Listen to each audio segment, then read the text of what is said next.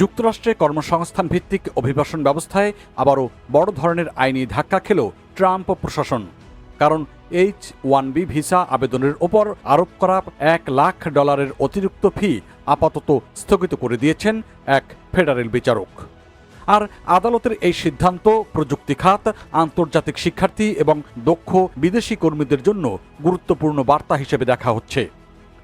ম্যাসাচুসেটসের federal আদালতের বিচারক লিও সেরোকিন তার রায়ে বলেছেন, H-1B ভিসার ওপর ট্রাম্প প্রশাসনের আরোপ করা $1 লাখ ফি আসলে একটি করের সমতুল্য। অথচ যুক্তরাষ্ট্রের সংবিধান অনুযায়ী কর আরোপের ক্ষমতা কংগ্রেসের হাতে, প্রেসিডেন্টের হাতে নয়। ফলে প্রশাসন তাদের সাংবিধানিক ক্ষমতার সীমা অতিক্রম করেছে।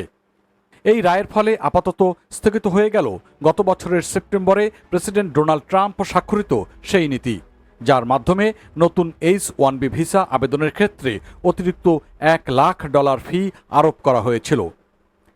H-1B ভিসা মূলত যুক্তরাষ্ট্রের প্রযুক্তি, প্রকৌশল, স্বাস্থ্যসেবা এবং বিশেষ দক্ষতা ভিত্তিক বিভিন্ন পেশায় বিদেশি কর্মী নিয়োগের জন্য ব্যবহৃত হয়। আর এর মাধ্যমে প্রতিবছর ভারত, বাংলাদেশ, পাকিস্তান ও নেপাল সহ দক্ষিণ এশিয়ার হাজার হাজার দক্ষ কর্মী এবং যুক্তরাষ্ট্রে পড়াশোনা শেষ করে আন্তর্জাতিক শিক্ষার্থীরা এই ভিসার মাধ্যমে চাকুরির সুযোগ পান। ট্রাম্প প্রশাসনের দাবি ছিল, এই উচ্চ ফি যুক্তরাষ্ট্রের কোম্পানিগুলোকে বিদেশি কর্মী নিয়োগের পরিবর্তে স্থানীয় কর্মীদের নিয়োগে উৎসাহিত করবে। তবে প্রযুক্তি খাতের প্রতিষ্ঠানগুলো শুরু থেকেই এই নীতির সমালোচনা করে আসছিল।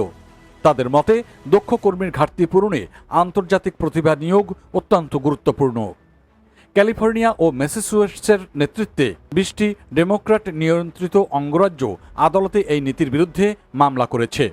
মামলায় তারা যুক্তি দিয়েছে যে প্রশাসন এককভাবে এমন বিশাল অঙ্কের ফি আরোপ করতে পারে না এবং এটি কংগ্রেসের ক্ষমতায় হস্তক্ষেপের শামিল। বিচারক সেরোকিন তার রায়ে যুক্তরাষ্ট্রের সুপ্রিম কোর্টের একটি গুরুত্বপূর্ণ নজিরও উল্লেখ করেছেন।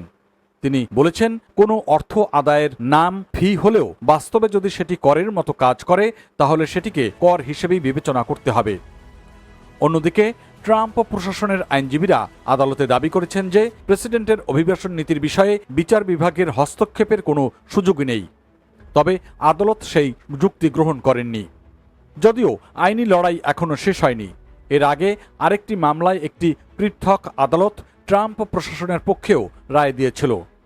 বর্তমানে বিষয়টি আপিল আদালতে বিচারাধীন রয়েছে। ফলে ভবিষ্যতে এই নীতির চূড়ান্ত ভাগ্য নির্ধারণ করবে উচ্চ আদালতের সিদ্ধান্তে।